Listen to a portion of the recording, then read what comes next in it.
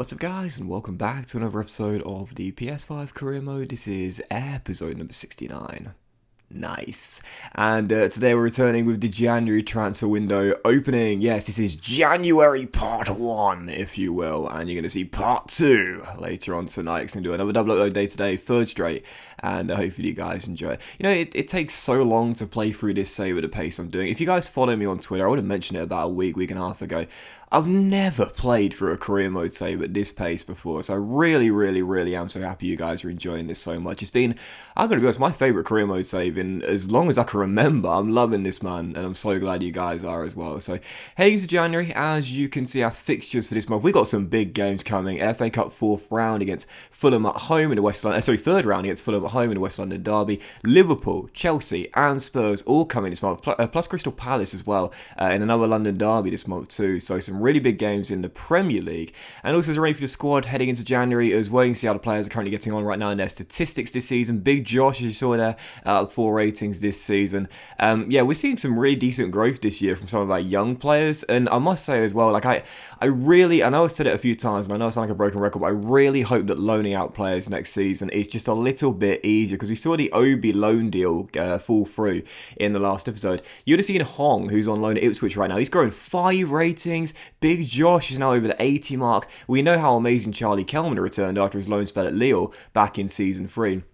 As you see the Bulls stats here, up 2 ratings to 88 overall with 15 assists so far in the Premier League and 12 goals as well in 20. He's having another incredible year. But yeah, I really hope next season loan deals are easier to execute, and hopefully they will be. But still, it's ready for the squad here, and you can see the team. I don't think we'll be doing anything in this transfer window, or anything of note, I should say, really.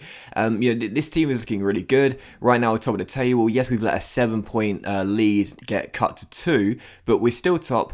We're into the last 16 of Champions League versus RB Leipzig, as we know, and as we begin our FA Cup journey this year with the third round here against Fulham. Right now, we're playing well. We're in, to be fair, we're in a little bit of an inconsistent patch of form, but for the most part, we're hitting our objectives. Long may it continue. And as we know, we have quite a few injury problems this season too, so selling one of our important players is probably the last thing that should be on our mind right now. So yeah, Fulham for the first game of today's episode here, FA Cup third round at home against the West London side in the West London derby. Of course, last year got all the way to the FA Cup final. Less said about what happened in the final, the better. But of course, I choked to Brighton and Hove Albion this year.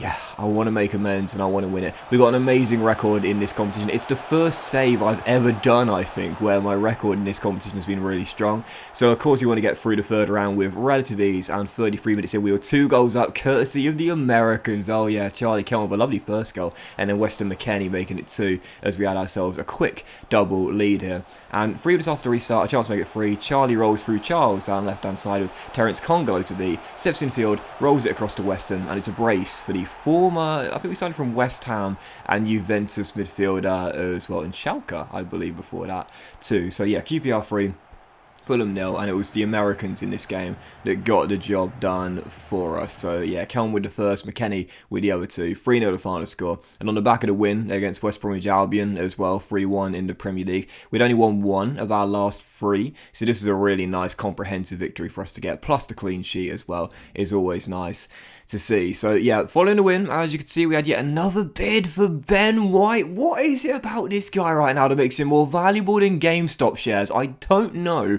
But this season, I'm not exaggerating, I think we've had about 7 bids for Ben White. And I talked about it in the summer, I'd be totally fine letting him go if Big Josh was still at the club, because he could be our 4th choice centre-back. He's only a little bit worse in terms of overall rating than Ben White. And to be honest, I'm such a big fan of the Nigerian. I'd be totally fine selling White and having him as our 4th choice, because he's so much younger as well. But, of course, because Big Josh is away right now, I don't want to sell Ben White. Yes, we get around 25 to 30 million, but really, that's not enough to bring in, someone of real quality that will make a real difference to this team. And as we know, due to the injury problems we've had this season, I know my luck, I'd sell Ben White to someone, and then we'd lose Tomori and Gomez in the very next game, so yeah, I'm keeping Ben White here. I think I've blocked offers as well. I don't know why he's been so valuable this year and why so many clubs want him, but he's staying with us. And so for the second of 4 games in today's episode away at Anfield against Liverpool, of course, last season we finally, after so many years, managed to beat them for the first ever time in what was a massive game,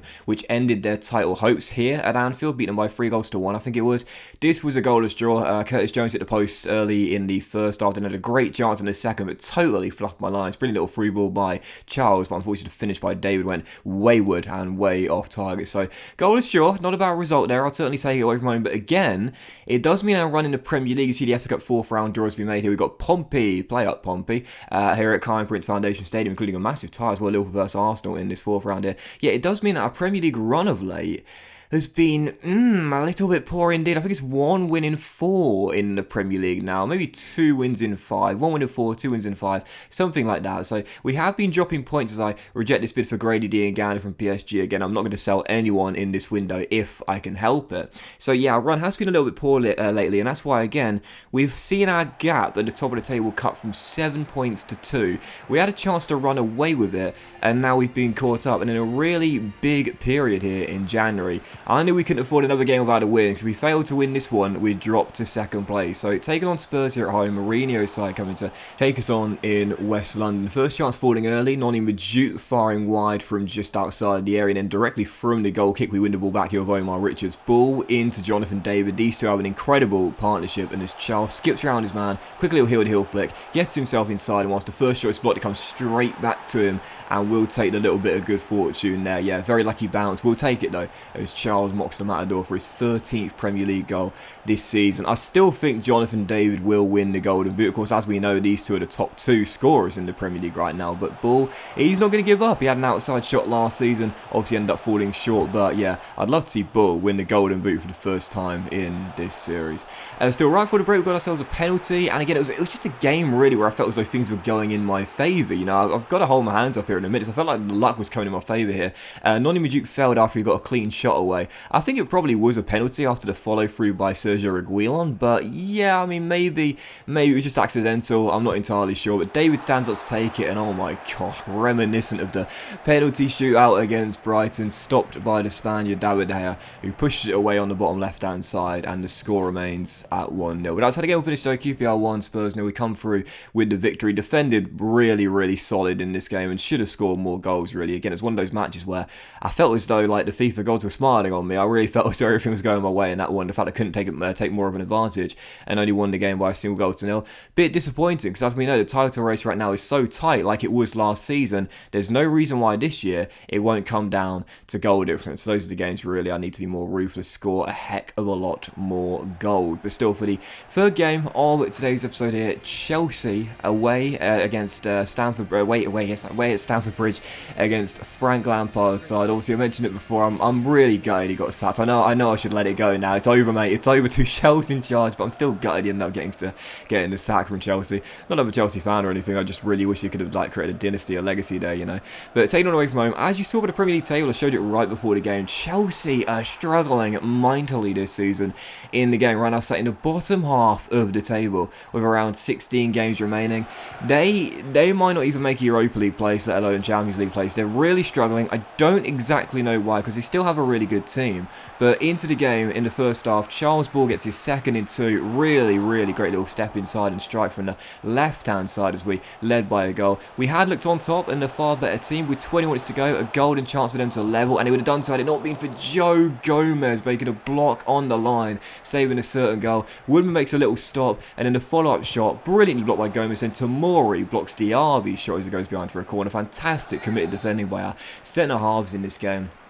And I've got to be honest, I know I've mentioned it before, but you know we've obviously become a lot better at scoring goals with this QPR team in the past couple of years, but we've never lost our identity. We are a defence-minded club, and I love seeing that. The block shots in this game were fantastic, man. Gomez and Tomori standing tall like mountains. However, unfortunately, from the resulting corner, the Bull is only 5'7", but don't tell him he can't win an aerial duel. He goes up for every single ball that's floated in the air, goes up to head away a corner. I think he was successful in his challenge, but unfortunately hits the deck, lands awkwardly, and whilst he won us the game, he would leave on a stretcher as we held on to the 1-0 victory. But the question on everyone's lips was, how bad was Charles' injury? Lately we were lucky he was only down with a bruise, but this time, oh god,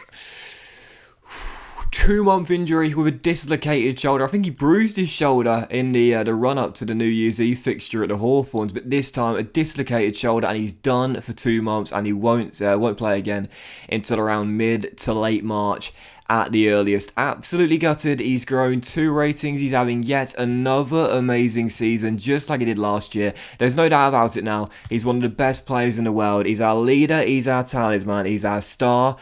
But he's out for 2 months, and he's going to miss some massive fixtures, including both legs against RB Leipzig and a battle versus Manchester City as well. Huge blow to end today's episode. January Part 1 off. But that won't today's episode of the PS5 Career Mode, guys. So thank you for watching. Hope you enjoyed. If you had, please drop a like. Much love to you all. Have a fantastic day, and I'll see you for January Part 2 very soon.